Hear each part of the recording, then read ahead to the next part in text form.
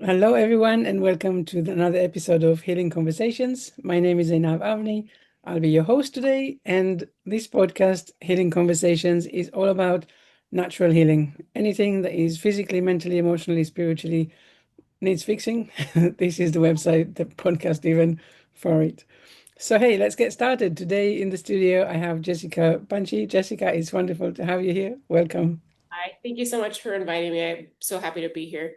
Awesome, awesome. So, let's get started. Tell us a little bit about you. So I'm a human being. I always get crazy about that, not crazy, but that question's always like, how do I answer that? Because we always get into the same monotonous answers of, oh, this is what I do, this is who I am. So I always like to kind of challenge those things. A lot of my answers are when people ask me that, I always say I'm a different species from a different universe or planet or something. I say I'm from a planet very far away. So I I just hope you came, have a lot of answers for us then. yeah, and a lot of other, I always try to make, things, conversations to begin as something outside of the norm. And, it definitely makes some people uncomfortable, which I don't really mind. But we have these beautiful brains and these beautiful interactions with each other and relationships. It's like, why are we having the same exact kind of introduction kind of thing? So I always like to make it fun. I always like to ask people to guess where I'm from, and I always like to tell them I'm from a different planet. But yeah, I'm from a different planet. I'm on this human Earth plane at the moment, and it's where I'm at, and I'm super happy to be here. I haven't always been happy to be here. I've always, in the past, I used to be miserable all the time, and through multiple different life experiences like overcoming drug addiction, overcoming physical injuries that caused me to have a physical disability, naturally curing my depression, naturally curing GERD and hypothyroidism. Those are just little things that I've been able to naturally do on my own over the years. And it's all come down to the time that I've spent alone and the relationship that I've developed with my belief, which is something I'm still working on. My belief about my body, my belief about myself, and just transforming that relationship in multiple different ways. There's so many different ways. It's, listening to people that are wise, that are a little bit, elder, and listening that have a spiritual and more of an Eastern perspective. Because we have a lot of medicine modalities that are thousands of years old that are proven to work, like African medicine and traditional Chinese medicine, or even Native American medicines, which I'm not very familiar with, but um, I mostly go towards African and Chinese medicines to for my personal health. But I would Oh, wait. We can't hear you all of a sudden. We lost your voice actually. Um, There we go. right, okay, we're back. Okay, so the last thing I heard was about going towards African and Chinese medicine modalities. Yeah. But I mean, basically who I am is I'm kind of a weirdo and but in a cool sense. I'm a very down to earth person, very easygoing person, but also very difficult. And in ways I'm difficult is challenging the standard of many things and questioning it and openly questioning it and asking people why are you saying this, why are you doing this, yada yada yada. I'm not perfect about that all the time, but there many times there's people that don't like me because of that and people that don't want to be around me because of that.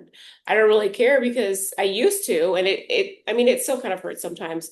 um but I've come to the realization it's like that maybe I'm just not for them, or maybe they're not for me in terms of energy.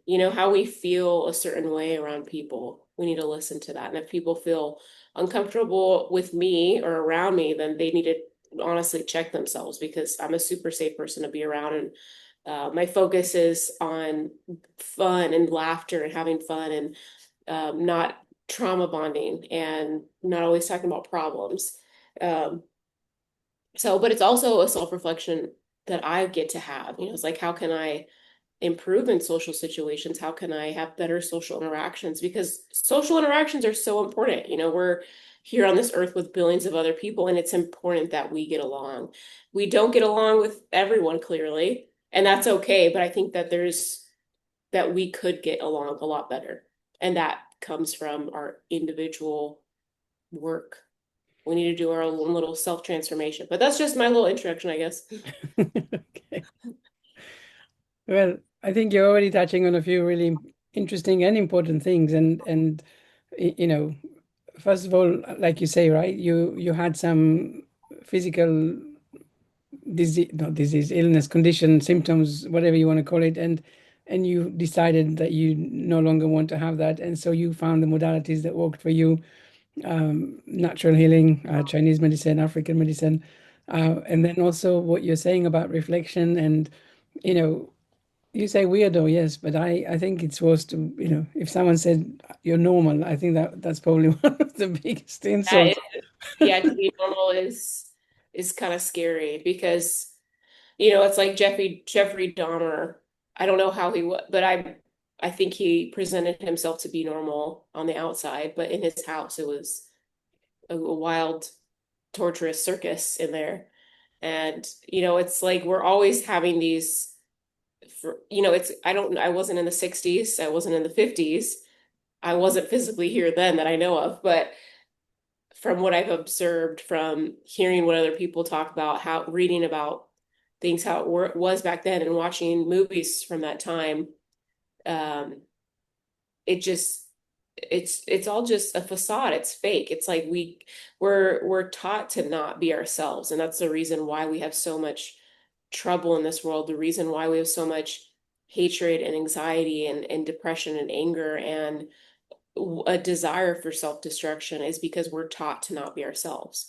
And when we're not, like, if you put a monkey in a cage, of course they're going to go crazy, because it over time they learn to maybe subside. They know, animals know how to be a lot calmer and cooler than humans, but they go, they have an outburst, because you can't cage what someone is or what something is without their something exploding. It's Absolutely, absolutely, completely agree with you. And that's like you say, it's a big problem. It's a big problem for all of us because when we realize that we no longer want to do whatever it is that we've been conditioned and taught to do, we don't know our path. We're so confused, and it's so much easier to just get back to that safety, right? To the comfort zone, to whatever is normal, even if it's not normal in our lives. and there's nothing wrong with wanting to be normal or wanting to just coast along with society or whatever, but that kind of leads Of to course, I mean, modern people. crime. Yes, but that's a good question. How do we do that? How do we recognize that actually we've been leading a life that is not ours and is not authentic and it's not doesn't feel right to us? And I think that's a lot. It is a challenge for most people. Most of people that I know of definitely have that as a challenge. So how do you Yeah. recognize, first of all, that this is, what you're living by, and then how do you change that? How do you find who you are? How do you find your true self? Well, it takes a lot of courage and a realization that it's a modern crime, and the modern crime is a limited identity and a limited perspective, and a desire to want to learn more, a desire to want to be more. And that doesn't mean, being a millionaire, all these things, of materialistic properties, but having that desire to expand, which is something that's within all of us. And when we hinder it, we start having all these other problems, and we have other expressions in our body that may be through illness. But when we start being more of ourselves, things start to calm down. But I don't think that all illness and injuries are 100% preventable. That we're in a world with gravity and we're organic matter and we're surrounded by big things, and that's just something that another thing that we have to come to understand is that the way that we feel and vibrate and how much awareness we have about ourselves and our soul, the non-physical aspect of us, that aligns with the things in the external world. And it may give us an experience that we don't like, and that's okay. But I mean, there's so many different ways that people can step outside of being the normal per se. And again, it takes courage. It takes deciding and doing something different. It takes blowing people off. It takes ending things with people. I was married for about 10 years, and I thought that was my life. You know, this was 5 years ago. I didn't know, anything different. Yeah, I didn't. I was only with him, and we got together as teenagers, like 19 years old, and it was, in a toxic and abusive relationship, and it wasn't just him; it was me too that, gave into the toxicity, and that didn't know how to love or appreciate or um, just really see the moment, because every single thing that I've experienced in my personal life and that I've witnessed in my career as a registered nurse, um, especially personal things, have really, me looking back, it's always years later that I can reflect on this and see this, but I look back and I see, wow, I had so many things in my favor. I had so many things really working for me, even though in that moment I felt like I didn't have anything and that I was dying or that I was worthless. The list of self-deprecation goes on, but I had so many things in my favor. And I, that took me a while in my personal life to recognize that. It wasn't until the past 3 years that 2 or 3 years that I really started having more of a desire and more of a pronunciation of this is me and this is like kind of my pathway in life. And if someone has a problem with it, that that's one of my I have a lot of gifts.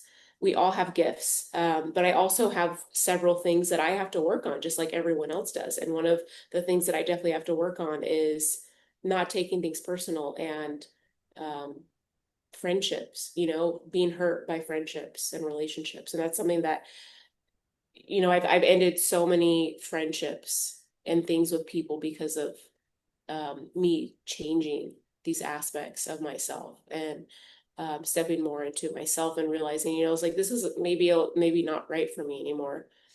But it really comes to a decision of desiring a self-discovery of, having courage of ending things and moving and changing and ending relationships and friendships and changing jobs. It's a beautiful thing, and it can be painful, but there always is so many things to be grateful for through every single change, through every single trauma. And when we focus in a calm way in our mind with the truth, which is the truth is that we're connected with the higher power and that we're never alone and that nothing's wrong with us and we're not bad, then things just start flooding in, like relaxing, anxiety reducing, um, anger reducing, sadness reducing. Yeah, but it is interesting. One of the reasons why, when we initially got together, um, one of the things that was very interesting was really about that idea that, for you specifically, as you describe it, as that you are in the journey, on the journey, you are in the middle of all of this. Of course, we Yeah. all are in a way, but some of us may be more actively on the journey than others. And I think this is a really interesting kind of conversation to have, because a lot of the time, people that I speak with, my clients and so on, when they come, of course, they're the very, well, I can't even say that they're at the very beginning, because obviously they have to come to a conclusion that they want to come and talk to me. but there is a lot of fear and a lot of resistance and a lot of kind of really not trusting that, what will happen at the end of the journey. There's not the end of the journey, but what will happen as the journey progresses. And I think that listening to everything that you were saying, it is interesting because, it's it really is about a decision. It really is about courage. It really is about recognizing that there is only one us. And we are completely unique, and we can't do or live our lives for other people's benefits. We can't even, what we believe in, maybe they will look at as fears, or maybe they will look at as something that we shouldn't do. And we each really each for our own. And it's only when we really acknowledge that actually when we are living a kind of a cookie cutter lives, we're missing out, and we really don't honor what we came here to do. And then slowly we find that courage. But I really want to hear a little bit from you. How did you get started on your journey? What because I know, I think also for myself, it takes a long time from the moment that I would, when I got started a long time ago, to recognize. It was a long time from the moment that I knew that things were not working out to when I actually took a step forward or make a decision or really just jumped in. So I'm curious to hear a little bit about your beginning of this journey. Yeah. Well, my spiritual journey really didn't start until 3 years ago, but um, the courage that I had or that I got was kind of from, as people know, as the Holy Spirit. I'm not religious, but that's just kind of a way for more people to understand is that a lot of decisions that I personally make in my life happen like that. And I was in a place where I was completely attached and controlling and demanding of my husband, and then having a quick like a realization that we're not fit, we're not compatible. He doesn't want to, you know, coexist in a relationship. He doesn't want to build a relationship with me, and then after like literally after that I was like it's over, like you need to move out, even though it took almost a year to get him out of my get him to move out of my house and the divorce to be finalized, but there was a lot of time that I actually had to myself. Like there has to be a space made where there is at least one or two of our needs met. And that can be through finances and having a secure place to stay. I moved to a really beautiful home after putting on chapstick, after I got divorced. And it was it was a completely enclosed house, like a wraparound fence yard. So I felt secure. I was like my husband, because the news for, my ex-husband of me wanting to leave him, it's like we're in a traditional Mexican family, you don't do this in a lot of families. Or like if you're religious or if you have these like standards of culture and stuff, you don't do those things. And so he was, having a a split of his identity. He was freaking out. He doesn't like change. He didn't, know what to do and stuff. And so it became abusive, and like my life was being threatened and stuff. So um, having that space of an enclosed house, made me feel better and a little bit safer. He didn't know I sold my car, I sold my house. I made sure he didn't know anything about me. I moved. Um, so having that kind of removing those things gave me a little bit, but also I'm a registered nurse. I'm very successful in my career, um, though I'm semi-retired. But um, when I always like this is, everyone has COVID stories and stuff. But at the beginning of COVID, I didn't really work, and it was because I had an injury. And that was the first time since I was about 4 years of age that I didn't have school and I didn't have work. I've been working since I was 12. And I've always had like I have these responsibilities.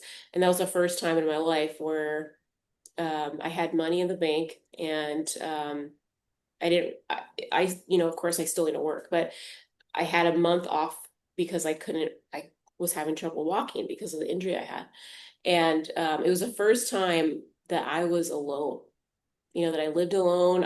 Everything was shut down. You couldn't go out or do anything. And I was very alone. And it was the first time that I really had time alone. And I think it's really important to have community, but it's also crucial to have alone time. And, you know, and then I went back into the workforce after a month and I started working um, over COVID, which was not as crazy as everyone says it, claims, it's like, oh, I feel like I've seen crazier things before COVID, but I made a ton of money. I had um, six figures for the first time in my life. I was, poor and grew up kind of poor, but I didn't experience poverty at any level. Um, I'm from the US. I used to live in Mexico though, but there's more poverty over there. But, when you're a child, you don't really recognize those kind of things. But it was, scaling up and experiencing something that I thought was going to be the solution to my problems and to my insecurities, and experiencing making a number of money that you never even thought that you could make. I made $300,000 a year over COVID as a nurse, and it was a really beautiful experience. Give me one second. My dog is coming in here.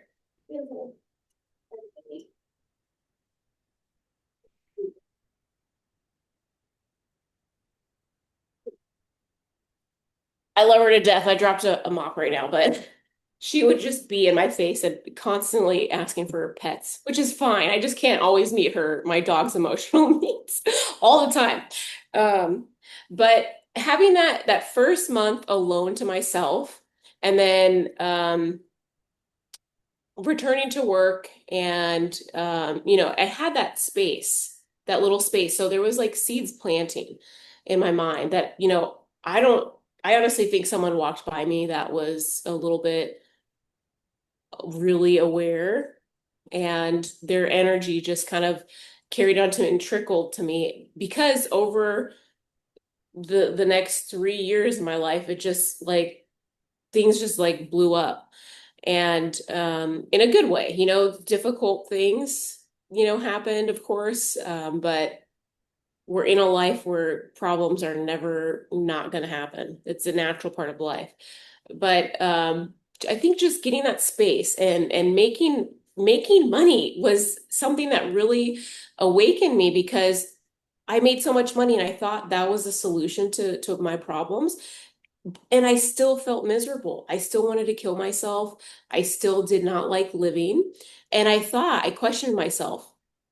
I worked a lot over COVID, so it's not like I was just handed that. I worked for my money.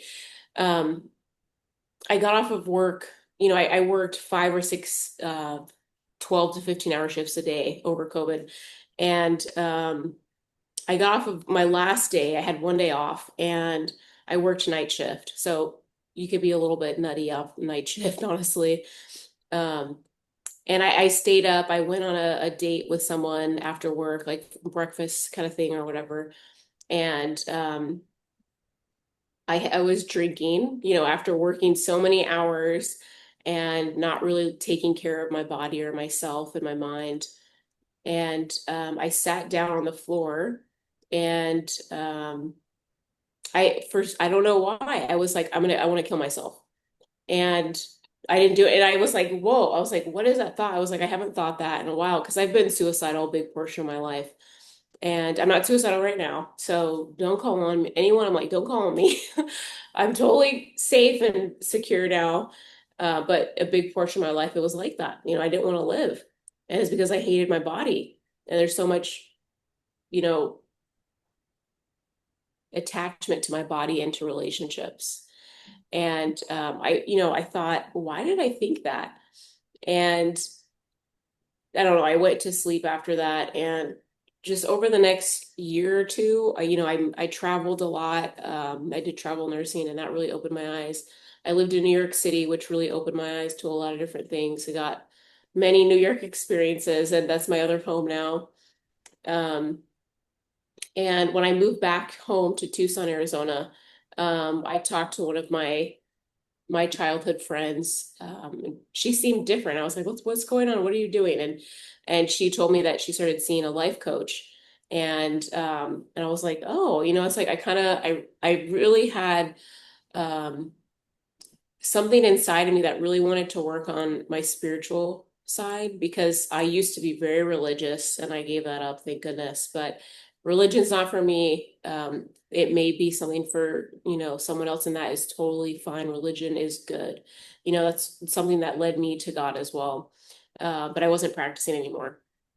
And, I just wanted a little bit guidance and not traditional therapy because I've done years and years of that too.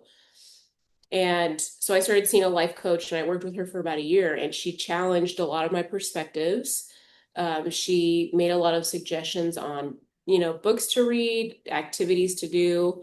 And that was just, I had so much curiosity to create more for some reason, but I felt so unable to, like unworthy. And, she'd say, like do this for, once a week, 15 minutes or something, creating art or this or that or whatever. So those were definite things that I'm hoping I answered your question. That I stayed along the lines. That was just my journey, and I think it's really important to have at least one or two of one's needs met, um, to create space and to seek guidance from someone that's a little bit wiser and to have the courage to do something. I think it's so important to work out and to, eat healthy. And uh, the other thing that caused an explosion in my personal life was pole dancing. I'm a pole athlete, I'm an advanced level dancer, and I was never strong, was never athletic, and never had the desire to work out ever. And now I'm super strong. I can do a bunch of pull-ups. I can do so many push-ups and I can do crazy things on, a dancing wise, and I'm flexible and just something that really expanded my mind because I think, we're given these bodies that we have to work with. We're not supposed to sit down all the time. We're supposed to create with our bodies. We're supposed to create with our minds. So I think that really just starting slow, trying to get at least one of the needs met, getting space for oneself, lessening so much identification with our body and the exterior world, and realize that's not us. That's not who we are individually. And it comes to a point where it's just like people have their opinions and it's annoying, it's stupid sometimes, and it's just like, come on, like just be open-minded or just like, but everyone has that right to express their opinion. And the biggest thing is not taking it personal and not taking it as your own. And if you need to defend it, then defend it, but it doesn't can't always defend ourselves all the time, every single time. No, I It think comes, that's I think it's exactly the point. When you defend yourself, it's like you're right and I'm wrong. So I need to try and make myself, like I need to prove something. I need to get you to understand me or to validate me, and that's not at all the point.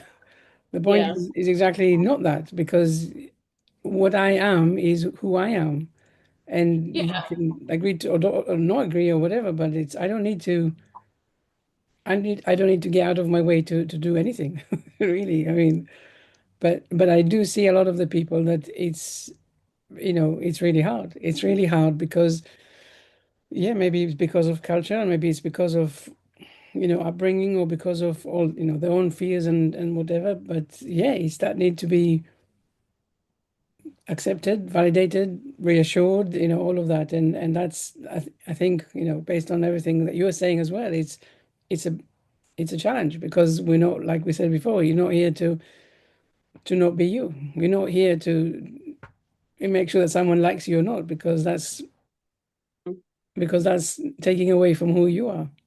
yeah. And when we like ourselves more people like us. And Yeah. that kind of just clears out people that, we have that really we're not for them and they're not for us. And Yeah. that's okay. It's okay that we don't get along with everyone. I think it's really important to try to get along with people as best as possible, because I think it's so important to learn to adapt because, you know, not everyone is the same. No, We're absolutely. I so mean, we can agree to different. disagree. We can live Yeah. amicably and friendship and all of that. Absolutely. But I don't need to, I mean, that's the point, that we are who we are. And there is no other one, not even one person in the whole world that is like you or like me. We are completely unique. So if I Mhm. need someone else to approve of me, then I cancel myself. I'm not me because I believe somehow that they have the power to say, yes, you are good, or yes, you're not good. That's not true. I am good. They are good. You are good. Everyone is who they are. That's it. So, Mhm. but I think Yeah, that's part of you know, you understand that at the end of after some time on your journey to realize that really you are who you are, and you don't need to bend over for other people's approval. You don't need to do all of these things that actually take you yourself out of alignment. true. I also think it's really important to listen. Even, there's been times where one of my roommates in New York, I said this was about 4 years ago.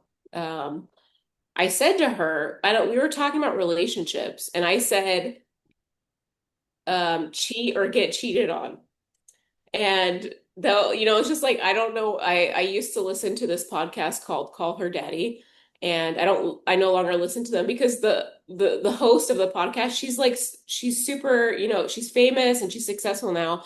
But she blocked me on Instagram, and I was like, out of all people, I was like, I am an important person, but I'm not famous, and it's like, why would you? It was because I made a post about her, and it was supporting her, but because I did that, she blocked me, and I was like, that's ridiculous. So I gave that podcast up, but I had a lot of I took on a lot of beliefs because of that podcast. And I was, talking to my roommate about relationships. And if you get cheated on, then you got to cheat back and yada, yada, yada, which is so not true. And it's so funny because I have a completely different belief now. And I even have a course that I made for women to help them overcome infidelity, the pain of it. But anyways, she yelled at me because I said that.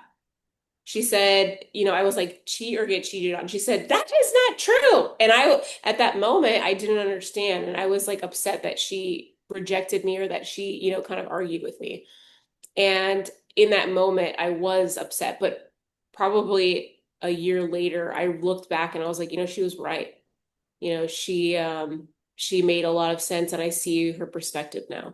And there's nothing wrong with challenging people because not everyone's beliefs are true. Like it's a lot of our beliefs are not true. And that's okay. It's okay to it's important to it's so important to self-reflect. It's important to listen, even, you know, especially when it comes from someone challenging our beliefs and seeing like why we believe something. And those are just, I have a gift of self-reflection. I've always self-reflected since I was a kid. And, it didn't really become to a mature level until my 30s. But um, I don't know. It's just what I've been blessed with that I'm super grateful for. But it's really important that we take responsibility. And I know that can make people upset. They're like, oh, this person did this to me. It's like, I'm not going to take responsibility. It's like in the moment of someone violating us, I think physical violation in that moment, they are responsible. And I think it's so important that we do everything possible to protect ourselves. And, but the aftermath, that's our responsibility. It's like someone gets bit by a snake and it's a poisonous snake, and the snake runs off and does its thing. That's just the nature of the snake. We don't spend our lives, most people, I know that some people would, there's probably movies about it, but most people do not go on a hunt to find that snake and to ask it, why did you do that to me? Maybe, there's someone that would go, find it or like afterwards would kill it. That's a natural response. But no one is going to hunt a snake to ask them, why did they bite? Like, why'd you bite me? And that's just what so many things that we chase nowadays is trying to get the answers from our aggressors or someone that disrespected us or insulted us. Why did you call me that? It's like we're supposed to work on ourselves and not take things so personal. We really have to lighten up and take a, give ourselves a break and give other people a break, because we can transform situations so much. Like I've been in a relationship with a man for over a year now, and it's been so amazing and so beautiful. It's it was a cosmic, uh, meeting for both of us, and it's been in the works for years and years. It's just so crazy, but he has the ability to turn many things that are normally seen as uncomfortable or as like, oh, I should be mad or anxious or upset. And he turns it into like a joke, and he always makes me laugh, because I have a lot of needs, and I'm a woman, and I'm a human being too. But it's in my belief that men are supposed to pretty much cater to women in relationships and, help us out as much as possible, as much as they can. I'm very independent. I take care of myself in many different ways, but there's so many things in which I need someone to be by my side with. And there are some times where I get frustrated and upset with him. And many times, he always turns it into laughter afterwards.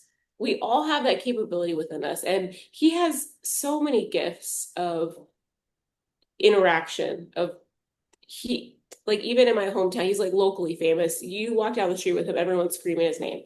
He's like, oh, Andrew, Andrew, it's like he's an amazing man. But looking at him and his experience, not comparing, but reflecting and seeing, it's like, oh, how does he get this result and I get a different result? Like, how can I transform my result or an experience into something a little bit lighter and less intense and angry and hostile, or but maybe not hostile, but just kind of those things. It's always important to self-reflect and try to do and respond differently. Yeah, absolutely. Like you said, it's keeping an open mind. It's looking at whatever the results you're getting, reflecting on does it feel right or not, and then going on that little hunt to find another way to try instead. I mean, I guess we're kind of getting towards the end of our conversation, but I wanted to ask, because obviously you mentioned earlier on, or having that feeling of being suicidal.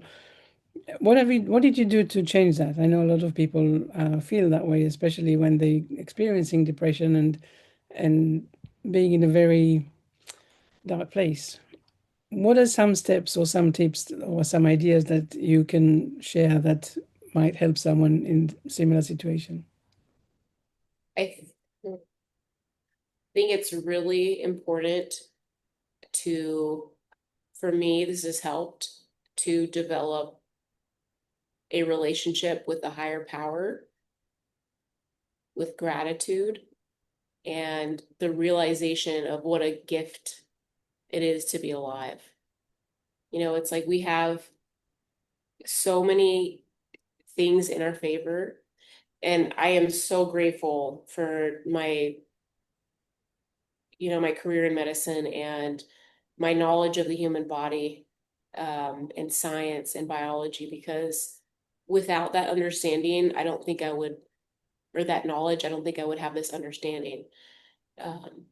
But, this was a realization that came to me, that sprung from my mind, because of plant medicine.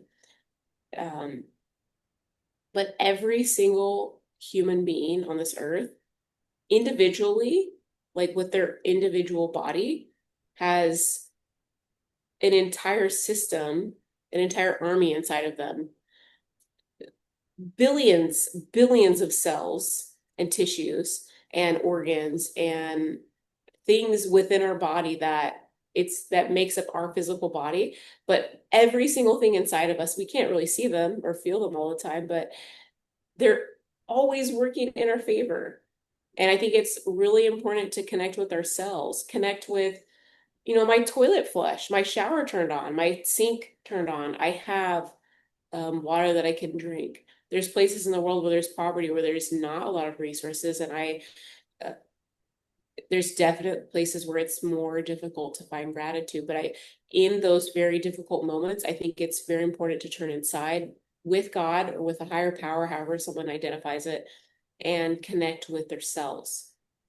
There, I am not suicidal anymore, but there are some times where, unworthy feelings cross my mind, and that feeling of unworthiness comes on. But we're in a modern time with a lot of demands that are unnatural for our souls, and we haven't fully adapted yet. And plus, there's a lot of things that I'm enraged about in the world, and a lot of people are too. There's a lot of, it's like I want peace on earth. I want people to get along. I want, the environment to be taken care of. I want us to be happier, but those are things that are out of my control. Um, but really taking one's power back. It's like when someone's suicidal is, it's case by case. There's some people that I'm not surprised why they are suicidal. It's like, of course, like I would probably be suicidal if I was in a similar situation. Um, we experience really difficult things in life, and our attachment to the physical world, and the misunderstanding that we die, you know, and that things happen. It may sound weird to other people, but it's like I've taken care of thousands of people in the world, and with different medical, you know, experiences and different physical traumas. And it's just crazy how many people in this world, how amazing their lives are, and how they don't realize it. And that's again, it's the biggest crime is limited identity, limited perspective of not being able to see the goodness in one life. And without me physically, or personally experiencing a disability that I recovered from, thank goodness, and witnessing other people experience terrible things, being stabbed, being shot, being, ran over by a car, being hit on their bike, being sick, being alone in the hospital and sick, and having open wounds, and gratitude is so, so important. And a lot of, I know many people are like, I don't know where to start. It's like your fridge is running, your toilet's flushing, you have water coming out of your sink, you can shower, you can walk. Like you literally are, if maybe you have pain, maybe you don't. Well, a lot of people don't experience physical pain. It's all cerebral, it's all mental. And Yeah. it may, go ahead. No, no, you're right. It is very interesting, right? Because when we say, yeah, gratitude, and of course I believe gratitude is an incredible, well, habit, I guess. But I think it's that thing of when people are in that place of depression, a lot of the time the first thing that they do is believe that, God or the higher power or whatever that is gone against them. And there is a lot of dependency here on external something or other to save us and to take us to get us out of this feeling, mindset, whatever. It's of course I understand that, depression and all of that is it's a journey to come out of that. And what you're saying is wonderful. I mean, gratitude is absolutely a key part in all of that. It really does help you to get out of yourself and be a little bit more perceptive. But Yeah, journey, for sure, it's a journey. yes. I have a lot of compassion for people, for a lot of humans, and even people that are aggressors or people that, you know, commit crime and do terrible things to other people. Um, and I have a lot of compassion for people that, are kind of miserable, and because I've been in that state for a big portion of my life. Most of my life I was. Mm. Um, but I realized that I caused all of my problems. And I was getting myself in situations with people that were out of alignment with me. or they were in alignment with me at that time in my life, but I didn't Mhm. realize that I don't need to be in interactions and relationships with certain people in a more intimate level. It's like we go out in the world, we don't know who we're gonna get. We don't know how people are gonna treat us however they want. And the expectation for everyone else to treat us the exact way that we expect is really unrealistic. And um, it's this may sound harsh, but it's like if someone can't, see the beauty and the gifts that they have in life, then they kind of deserve to feel that way because that's what you get when you don't see what you have. That's what you get. It's true. We always attract where we are at the moment and not where we want to be. So the people that get these things and they don't understand how to change their energy and how to attract different things, they're just not there yet, and that's fair because life is a journey for each and every one of us. So and yeah, it's I hope that people listening to this podcast or watching it, that this will get them to start thinking about where they're at in life at the moment and what is Yeah. the reality, and really asking themselves some important questions of how to change that. It's Yeah. That's exactly what we're here for, I really. think it's so important to learn about biology and even volunteering in a hospice or a hospital because it's like it's just so too many people are miserable. And that, it's like I lived that since I was 12 years old. I was miserable. I started my period when I was 12. I started working when I was 12, and I started using drugs when I was 12. And it's like all of those things happened because I didn't have the right guidance in I didn't come from a loving home. I didn't come from a safe home where, there was, even an elder like my parents to guide me or to support me in that kind of way. But these are things that I learned on my own, and not just on my own, but with the help of other people and other, a lot of books and other, teachers that are wise. But Mm, it's just we really have a lot more power than we believe. And this system that we're in makes us believe that we're powerless, and we're not. We have so much more power. We could change our reality as a community if we came together as a world instead of the government. It's a totally different topic, but we have a lot more power individually. It takes a self-transformation to change our lives, and having community and having other people help. It does help, but it does not fill that pit of a hole inside of us. It mm, takes creating. We must step to a creative side because all this talk and all this like talk about drama and what's not working and complaining is so boring. It's so boring. It's like someone complaining like that. I have compassion, you know, for that moment, but I try to transmute it or change it. It's like I'm not doing this. We don't have any guns pointed at us right now. We don't have bombs. We're not in a war zone at the moment. So it's like there's so many good things to go for. It's just the amount of complaining. I guess I hear it a lot because I work in a hospital and it's like, oh my gosh. But like, Lord, I'm with like these ungrateful, spoiled, bratty kids that I'm working with. And that, that I believe that's not the best approach either. I don't tell them that, but I do get to a certain level. I have a lot of compassion and patience, but there are certain times where, it's like at the end of my shift and I'm, have a lot of things going on. It's just like, I can't deal with that. yeah, It's just like exactly. You need to also, boundaries are good. protect Really you. like in creating that environment with you and how people interact with you. Mm. Yeah. Yeah. Well, Jessica, it's been lovely talking with you and, you know, basking a little bit in your wisdom and your journey and everything that you have already taught yourself, and the, understanding and decisions that you've made for yourself that are obviously making your life so much better than it used to be. And of course, not as good as it will be later on in life. Thank you. Thank you so much for being here with us today. And everyone watching or listening, of course, all of your information is going to be in the show notes. So people are welcome to get in touch, ask questions, I love do that. whatever they need to do. Yeah, Uh, I do work as a full-time nurse, but I have a coaching business as well, which is metaphysical basis. And it comes with flexibility training, nutrition counseling. So that's a business that I'm building on the side to be. with the goal of full-time work. Mm. So, but anyone can reach out to me.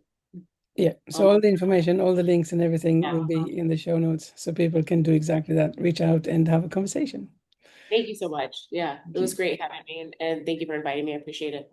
Thank you so much. And everyone listening or watching, please do like, comment, and share this podcast so we can reach as many people as we can.